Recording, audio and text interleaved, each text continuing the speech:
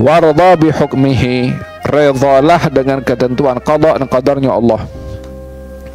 Dan jangan bandingkan apa yang berlaku kepada kita dengan apa yang berlaku kepada orang lain. Seperti mana kita tidak boleh mengukur nikmat kepada orang lain, kita pun jangan mengukur musibah dengan orang lain. Bila akan mengukur musibah dengan orang lain, ukurlah dengan orang lain yang musibahnya lebih besar, untuk kita ringan dengan musibah yang lebih kecil. Wa tawakkal ala maulaka warda bi hukmihi wa kun mukhlishan lillahi fis sirri wal jahri. Yang ketiga adalah untuk kamu hidup senang, hendaklah kamu punya sifat ikhlas di dalam kamu beramal, kerana keikhlasan dalam amal umpama ruh pada jasad, amal tanpa ikhlas niat umpama jasad tanpa ruh. Dalam hadis dinyatakan, man akhlasa lillahi arba'ina yawman tafajjarat yanabi'ul hikmati min qalbihi ala lisanih. Barang siapa yang dia beramal ikhlas kepada Allah 40 hari, maka akan terkeluar ke sumber-sumber hikmah daripada hatinya dan juga lisannya. Demikian disebutkan oleh Al-Imam Abi Syaibah dan juga Abu Nuaim dalam kitab Al-Hilyah. Bait yang ketiga yang terakhir adalah kata-kata Imam Abdullah bin Al-Haddad, qanu'an bima a'taka mustaghniyan bihi lahu hamidan fi halayil yusri wal usri. Untuk kamu hidup bahagia, selain daripada syukur, selain daripada tawakal, selain daripada redha kepada qada dan qadar, selain daripada ikhlas, jadilah kamu qanu'an. Qanu'an daripada qana'ah. Qanu'an, kalau orang qanu'an itu orang yang punya rasa cukup dengan apa yang diberi oleh Allah. Kalau syukur ungkapannya tadi ya, qanu'an merasa cukup apa yang diberi oleh Allah Subhanahu wa taala. Kalau orang itu rasa cukup dengan apa yang diberi oleh Allah, namanya qani'an.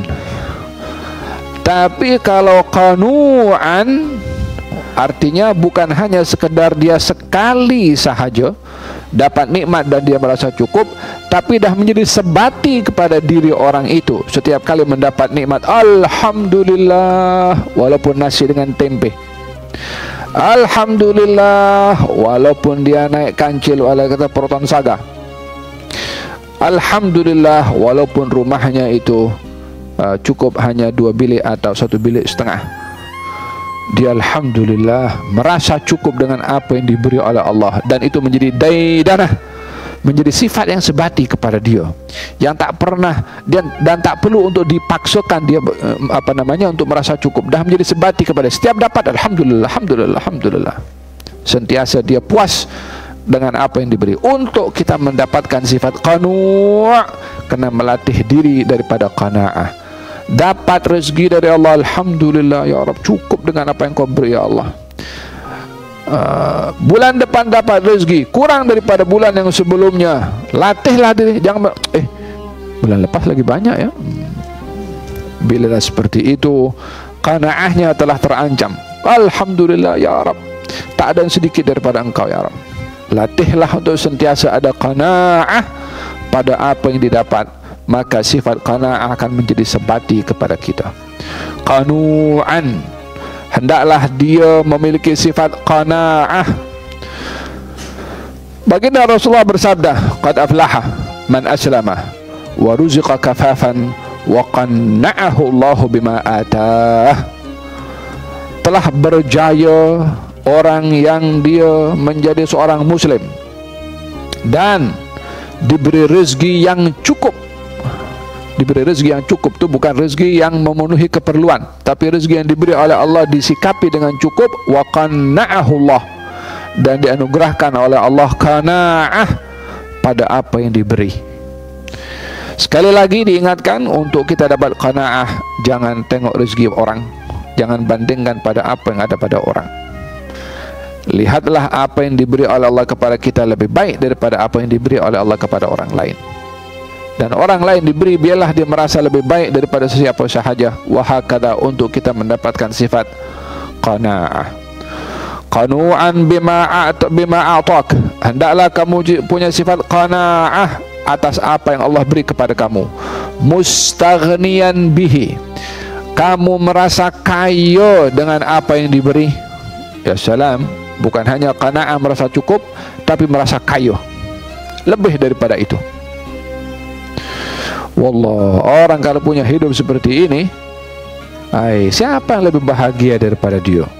Hatta serba-serbi kekurangan dan masalah yang dilalui dalam hidup, karena hakikat kebahagiaan adalah yang ada di dalam hati dan jiwa.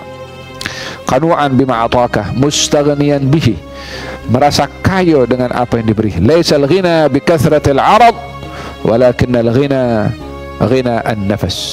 Bukanlah kaya itu orang yang banyak harta, property, investment, bank account, credit card, grant, export import. Berapa banyak orang yang punya segala-galanya tapi dia menjadi hamba kepada hartanya. Pikir malam-malam, berapa aku punya duit ya.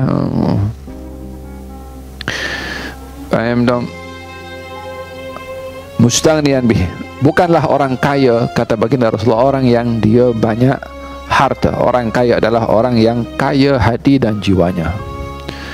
Baik dia banyak harta atau tidak, orang yang kaya hati, dia adalah orang yang kaya. Adapun orang yang hanya memiliki harta benda, hatinya tidak kaya, dia miskin, disebabkan oleh karena sentiasa dia risau dan tak merasa cukup dengan apa yang ada. Jadi apa yang dilihat pada kekayaan yang dimiliki bukanlah menjadi ukuran. Silahkan punya duit yang banyak, tapi jangan rakus. Kalau berhadapan dengan kesusahan dan kemiskinan, janganlah punya sikap tidak puas hati dengan agihan Allah, atau tidak merasa kaya dengan apa yang diberi oleh Allah Subhanahu wa ta'ala. Jadilah orang kaya seperti Siti Khadijah, jadilah orang kaya seperti Sayyidina Abu Bakar Siddiq, dan jadilah orang yang kalau tidak mendapatkan kekayaan sebagai para sahabat Ammar bin Yasir, Bilal ibn Rabah, Suhaib ar-Rumi, dan seterusnya.